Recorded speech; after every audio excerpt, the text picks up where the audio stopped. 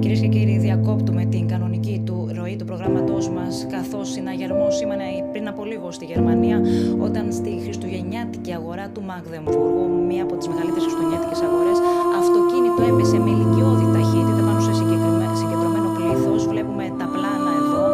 Ο οδηγός συνελήφθη. Πρόκειται για έναν 50χρονο Σαουδάραβα. Τα γερμανικά μέσα ενημέρωσης κάνουν λόγο για 11 νεκρούς, ενώ οι τραυματίες υπολογίζονται μέχρι στιγμής για 80. Το αυτοκίνητο που οδηγούσε ο δράστης έπεσε πάνω στην αγορά.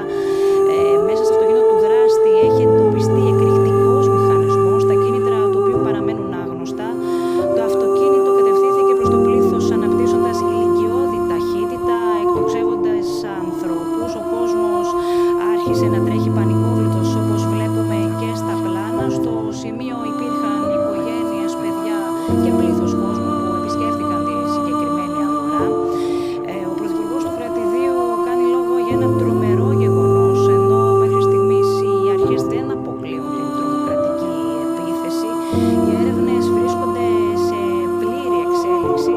Να πούμε ότι ο οδηγός διένυσε 400 μέτρα παραβιάζοντας τα προστατευτικά σημεία, οδηγώντας σε πορεία zigzag. Οι άνθρωποι που βρίσκονται στο σημείο και έχουν μιλήσει σε γερμανικά μέσα αναφέρουν ότι πρόκειται για πολεμικό γεγονός. Έχει εκενωθεί η περιοχή, στο συγκεκριμένο σημείο. Αναμένονται δηλώσεις από τους αξιωματικούς